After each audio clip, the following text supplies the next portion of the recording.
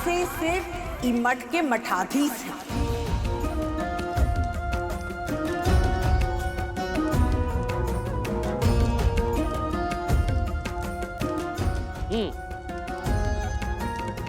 हमारी परंपरा के हिसाब से नए मठाधीश को अपनी पत्नी के साथ मठ के वही खाते पर हस्ताक्षर करना जरूरी है।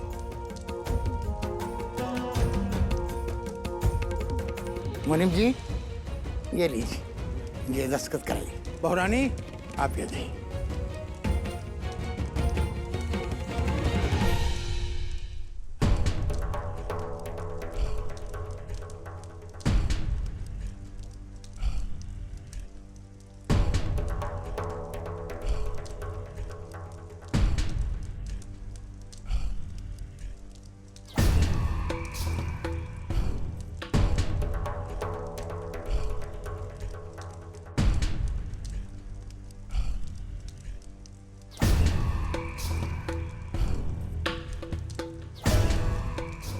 दान के लिए अन्न रखा हुआ है, आप दोनों पति पत्नी इनमें हाथ लगा दीजिए ताकि वो गरीबों में बांटा जा सके। हाँ, जाओ बेटा।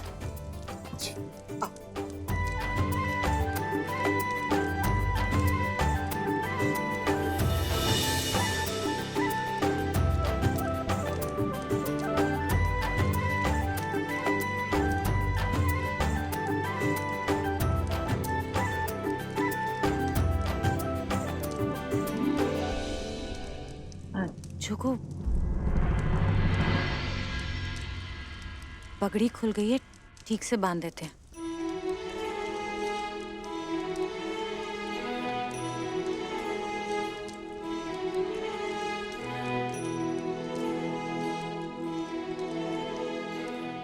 देखा, तुम कुछ भी नहीं कर पाई और तुम्हारी नई माँ ने आते ही तुम्हारे पापा को अपना गुलाम बना लिया और उन्हें झुका भी लिया।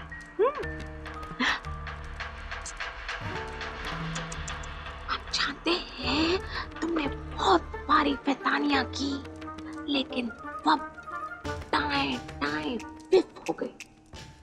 हमने तुम्हें पहले ही कहा था, हम तुम्हारी चाची हमेशा तुम्हारे पास कहा था ना। इसलिए घबराने की कोई जरूरत नहीं है। हम गंगा को यूं इस घर से भगा देंगे। अच्छी चाची जी। लेकिन कैसे? बिल्कुल, ये हम पे पूरी तरीके पे छोड़ दो।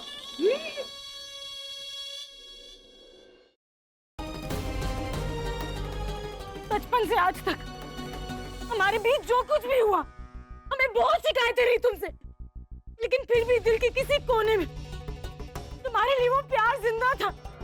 और अब सब खत्म हो गया सागर, सब खत्म हो गया। सुना तुमने? तुम्हारे लिए हमारे दिल में उस प्यार ने दम तोड़ दिया आज। अब हमारे दिल में तुम्हारे लिए सिर्फ नफरत ही नफरत है और कुछ नहीं है। अरे बेटे, तुम्हारा दिमाग खराब हो गया? बिना डॉक्टर साहब से पूछे तुमने दवा कैसे दे दी? ये क्या कर रहे हो बेटा? तुम्हें पता है कि वो माँ बनने वाली है, और इस तरह से कोई उल्टी सीधी दवाई दे दोगे तो लेने के देने पड़ सकते हैं बेटा। आप लोग परेशान मत होइए, अब टेंशन वाली कोई बात नहीं, लेकिन हाँ, आगे से इनका ध्यान रखिएगा। शुक्र है संतोषी माँ का कि हमारी बहू ठीक है।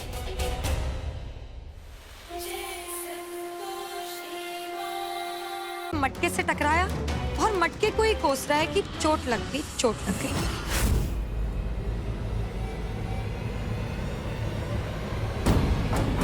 चल यहां से।